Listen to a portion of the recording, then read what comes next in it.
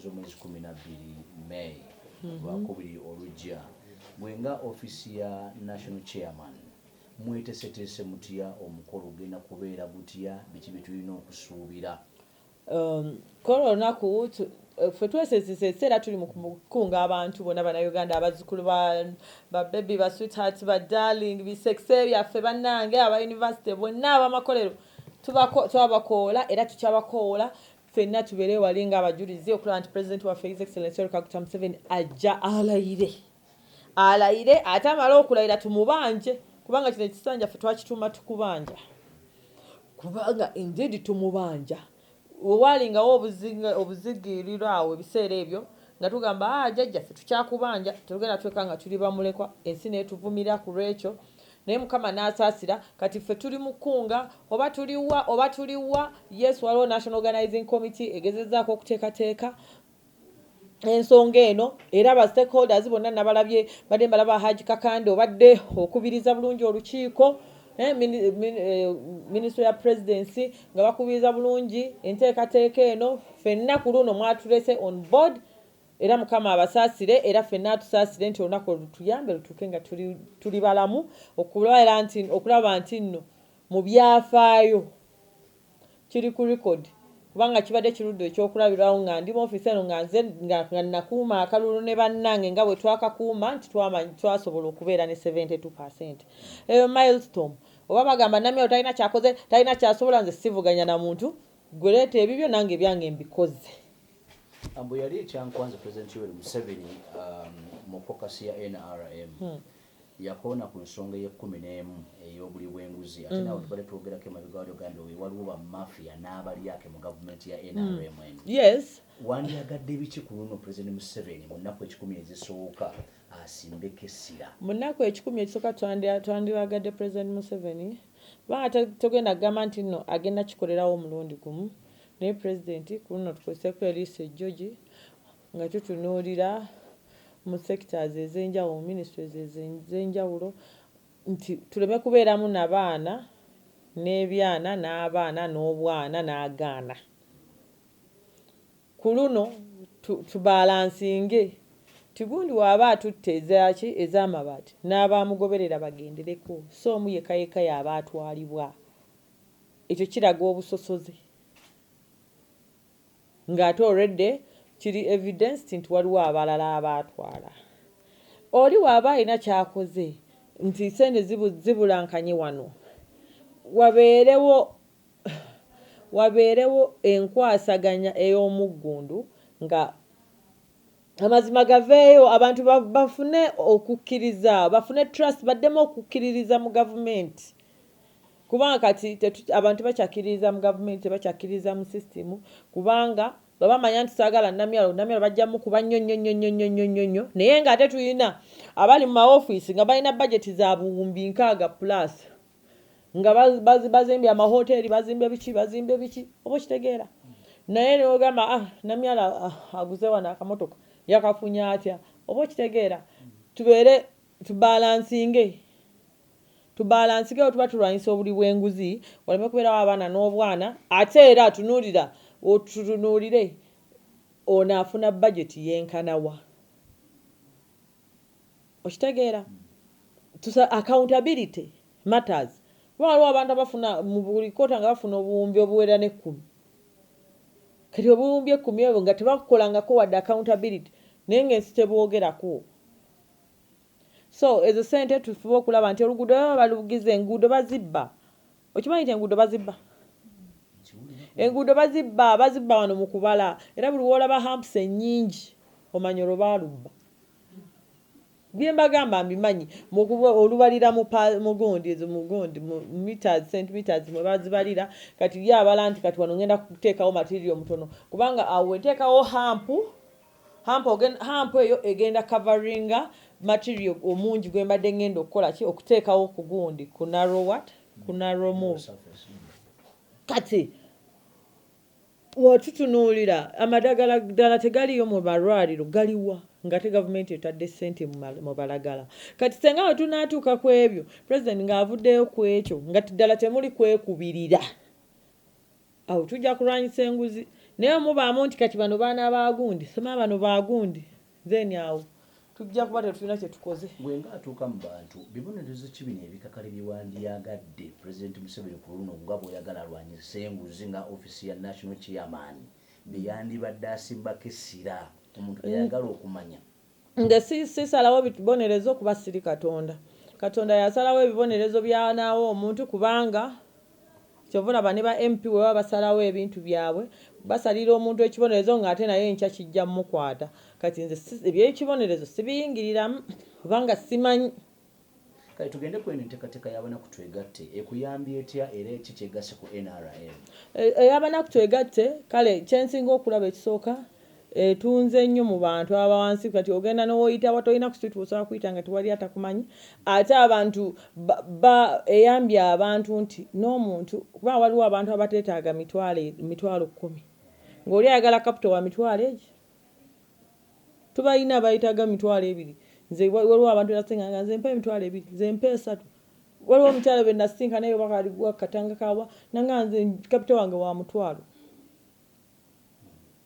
Oba kitegeera kati wetwagenda nga tugendagenda mu bufoofofoobu ne tubuyitaayitamu twalaba nga kikyusizza nnyo ku bantu. Waliwo n'omulala akikola kyenkola abagundi era bali mu political office era eri mu State House naye etero kikola eyabya Ruhanga naye egera negenda mu butale neyegabayo ssente bwe batyo yegaba ssente naye fate tetuba na ssente ebiseera ebisinga tuba na bintu nga bintu ne tubigabayo. So ekintu ekikyusizza nnyo emitima gy'abantu toli yeetage emitwalo 2 asuubule kyasuuba asuubule ennyaanya atunde asobole okubeera ng'afuna. Mugendako ngamba emyaka 4 gyonna ekyo kye tusobola anti nammwe muzaala nnyo. Senga temuzaala nnyo kitegeeza gavumenti yandi budgetingidde abo beesobola naye buli kanaku tuzaala kitegeeza buli kanaku mwongera ku gavumenti omugugu. So kati tusabe gavumenti esobole okubeera nga abatannaba kufunamu tukola ki abayitiramu banaku wansi tubayitaayitamu n'aba government policy simanya ab'emyoga parish development model biki byonna nabo nga bakwasiza ffenna tukwasize wamu tujjagera okulaba nga percentage y'obwavu oba y'abanaku oba batalina wadde nga ekendeeredde ddala. Enteekateeka ennabikanga nnungi y'abanaku twegatte naye lwaki erina emiziziko gy'oli mu ntambuza yaayo kuba waliwo abakulwanyisa? Kubanga nti tebaagala bantu kukola baagala abantu babakomberere. Bannayuganda abaavu bannange temukkiriza kukomberera abo abantu tebaagala muve mu bwavu kubanga abaavu kwe babbira mu baavu. Wamanyi nti kati Namyalo agenze mbana abantu nga naye akola ki nga atandika okugamba Namyalo naye ate nze olaba nze nkyembakola nze mbazanya politics.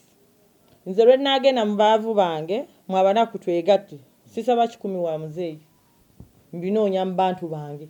Kati gwe nojja n'onkubisa President yakwadde ssente tewakoze kino kumbe ba stakeholder President nga teyampadde wadde olwataano kubanga omulimu gwange yantuuza mweno office nga political assistant we kulaba wali buzibu oba mulabe basimulabye nina okuyiiya oba kikasitambeera nga sibbye.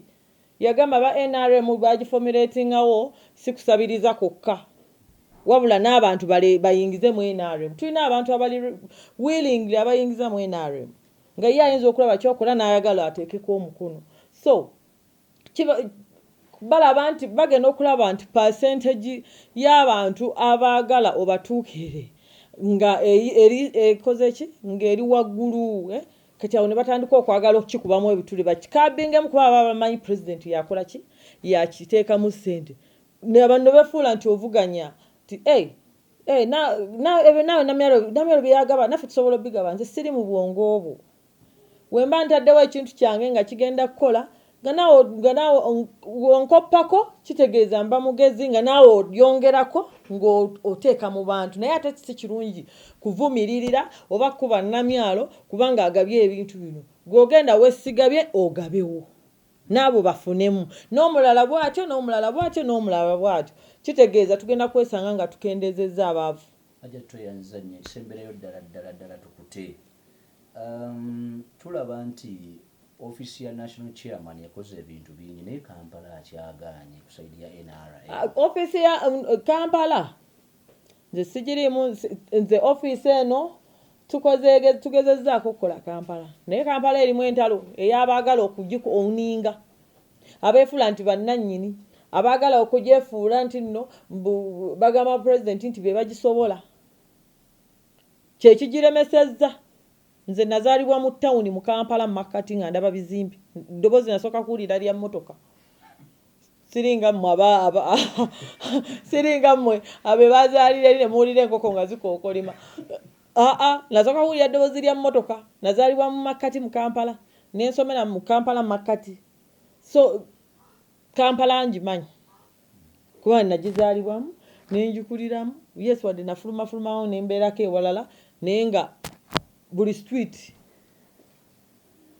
naye kati wootunuulira streets z'omu Kampala n'ebifo by'omu Kampala nga ekintu bakifuula kya busuubuzi mu kifo kyetwandifubye okulaba nti nno tukaabinga poverty rates ennyingi ne tukola ebituufu. Muwoza Namyalo talina kuyingira wano mu Kampala kubanga biki kubanga wennyingira mu nkulabisa naye nze ate sivuganya naawe gwe okotogera abantu abangi abandi badde bafunamu kubanga ffenna tukuba mu ggoolo emu naye kati bo baliwo nze gyabampa budget y'e Kampala. Nze Namyalo sinoonya budget y'e Kampala kubanga n'ebyengabo olumu president si yabimpa. Nze ntunuulira tuyambye tutya abantu obutavumirira system eno nti terina kyebayambye.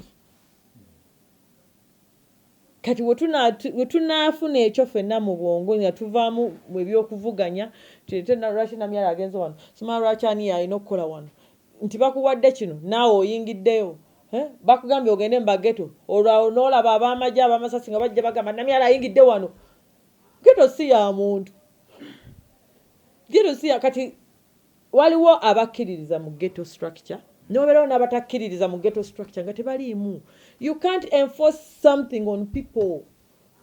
Abakkiririza nze waliwo abakkiririza mu ONC yes I welcome them waliwo n'abatajagala nabo nga bagenda gye baagala si lutalo naye kati gweoba ogamba nti you're going to impose something on obeera orapinga abantu eri okunyumira eggwanga lyaffe naye ate temunyigiriza abantu olwokubadde ono agenze owa Namyalo oyo tajja kufuna kino ono tajja kufuna kino kitegeeza toli mukulembeze.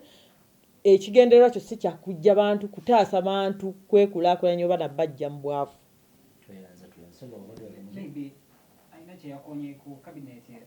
Oh yes, ekya cabinet ekyo it's actually by the way, thank you Segawa. Nga 12 President Museven agenda kulayira naye cabinet y'omulundi guno yandisaanye ngaffe abazzukulu bewakomyeko olowooza yandibadde etya nti baminisita bandibadde ba myaka emeka era lwaki bandibadde bavubuka? Actually nga appointing authorities simanyi myaka emeka gye bagaba kubanga nze siri mugundi ye naye nze tusuubira cabinet kulino eri balanced nti nga tulinamu abavubuka kubanga tulina abaana abato bangi abalina obwongo obwokya abalina ebipya tubalina bangi tulina obwana obuto bungi obuzze mu parliament so bwe baba buweereddwako omukisa nabo ne tukola balancing.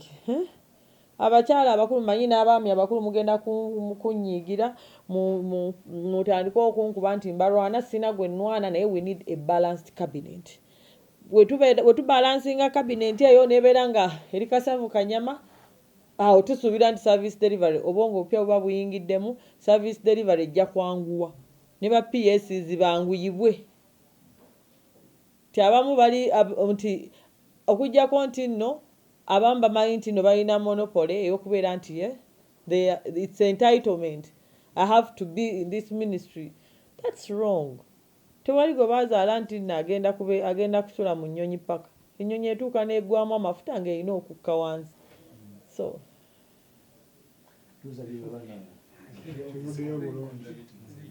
tuusa okusooka okuyozayoza mukama wange ng'ate ye pulezidenti wange omupya His Excellency Yoweri Kaguta Museveni bw'ahabulwa jjajja w'abazzukulu kuyozaayoza okutuuka ku lunaku olwo era tusaba Mukama akuume ng'oli mulamu paka olunaku olwo banaitukulabe nga bakuggyako akawuwo oba emmere nga bagijjako akawuwo akasooka nga bakwasa eddamula lyo ng'ogenda kulayizibwa nga pulezidenti omupya. Nze nkuyita pulezidenti omupya kuba tukusuubiramu bipya. Tulaba ofunye gundi, tusuubira kabinenti mpya, tusuubira parliament era nga weri mpya, tusuubira buli kimu ekigenda okukolebwa nga kipya. So Your Excellency, tukuyozaayoza nga abazzukulu b'eggwanga lino era tukwagaliza obuwanguzi. Naffe abazzukulu otulabire ddala, bamama baffe obawadde nnyo balidde ne batata baffe, naffe tuweeyo nga abazzukulu otuwe ku bifo eby'amaanyi.